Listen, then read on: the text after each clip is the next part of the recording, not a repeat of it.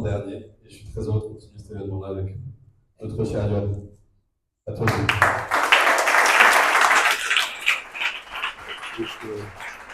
Je vais le faire en vrai, je pense. Je vais tester. Bonsoir.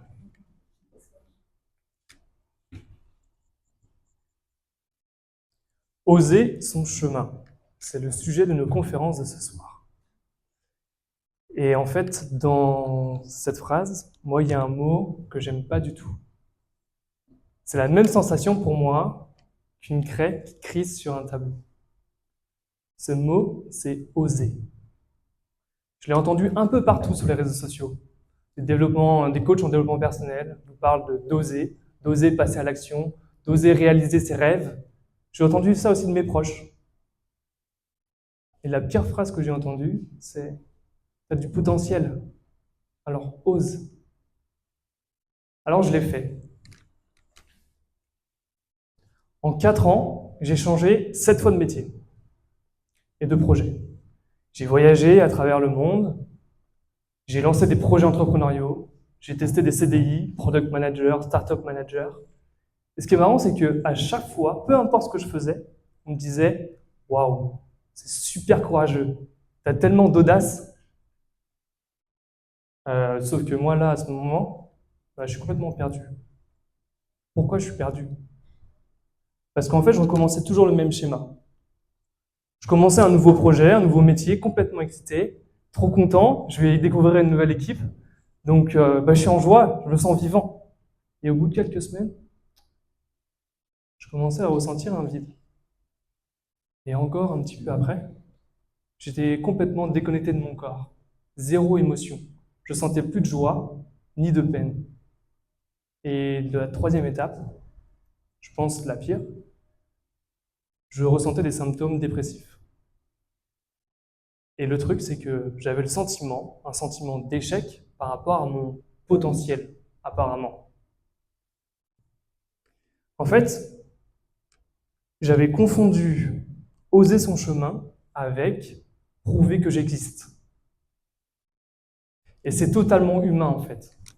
Je vous l'explique. Notre cerveau, il est câblé pour aller chercher de la reconnaissance à l'extérieur. Pourquoi? Parce qu'on a une plus grosse peur, notre peur du rejet. Cette peur du rejet, on l'a depuis très longtemps, depuis en fait nos ancêtres, parce que si on était rejeté du groupe à ce moment-là, eh bien en fait on mourrait. Alors pour contrer ça, on a eu la bonne idée de trouver une stratégie à aller chercher de la reconnaissance extérieure. Mais si on suit cette logique, eh bien en fait on devient expert pour aller chercher les attentes des autres, mais on devient complètement analphabète de ce qu'on veut vraiment au fond de soi. Et du coup, moi, j'ai été expert. Pendant 4 ans, j'ai été cet expert de je vais aller combler les attentes des autres.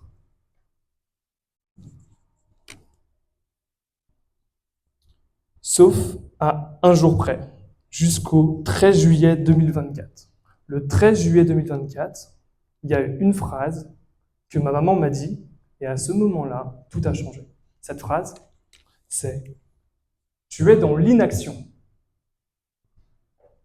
Quand j'entends cette phrase à ce moment-là, j'ai mon plexus solaire qui se serre énormément. Étant dans le besoin de reconnaissance externe, ma valeur, mon identité, qui j'étais, était reposée sur quoi? Sur mes faits.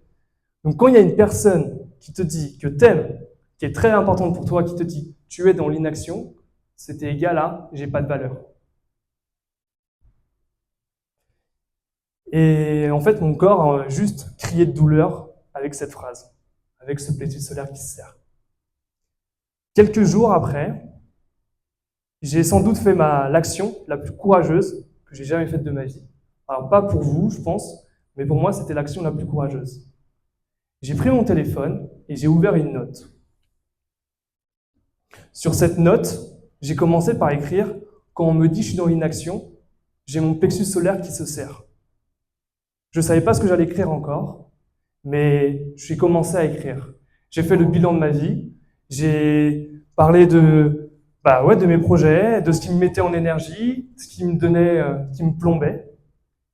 Et puis, soudain, j'ai écrit 3 mots. Je m'aime. À ce moment-là, pour la première fois de ma vie, je me suis reconnu, pas pour ce que je faisais, mais pour qui j'étais. De qui j'étais, pardon. J'ai eu une montée de chaleur qui a commencé. Je pleurais en même temps. Pas de joie, pas de tristesse, mais comme si c'était une libération. Et donc, ouais, j'ai cette montée de chaleur qui commence à arriver et qui commence à exploser cette cage mentale que j'avais depuis des années, avec cette question qui n'arrêtait pas de tourner dans ma tête. Mais qu'est-ce que je vais faire de ma vie? Qu'est-ce que je vais faire de ma vie?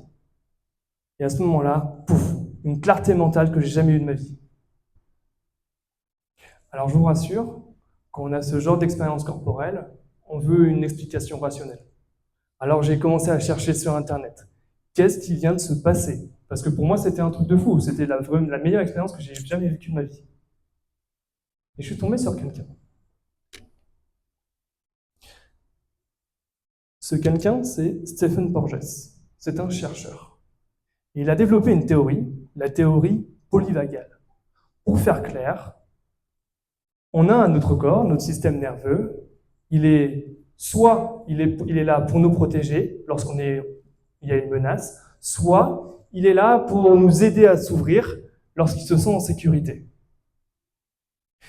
Et le truc, c'est que lorsqu'on est dans un schéma qui se répète,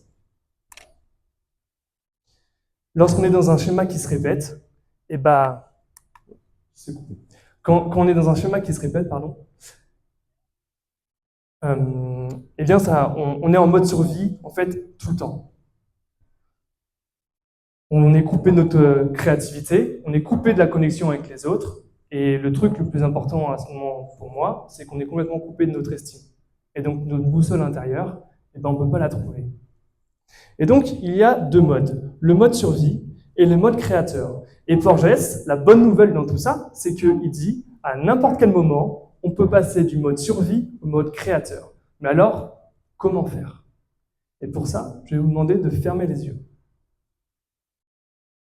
Je vais vous demander d'imaginer la savane. Imaginez une gazelle qui est en train de brouter tranquillement, et puis à 500 mètres, il y a un lion qui commence à s'approcher.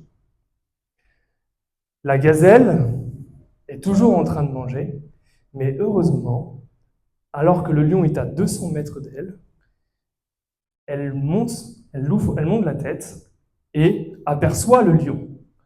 À ce moment précis, eh bien, la course-poursuite commence.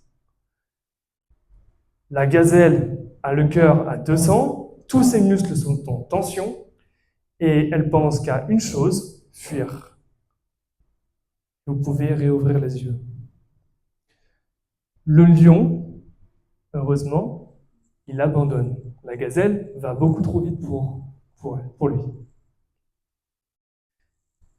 Et qu'est-ce qu'elle va faire à ce moment-là, la gazelle?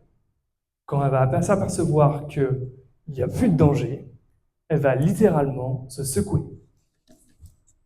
Qu'est-ce qu'elle fait à ce moment-là?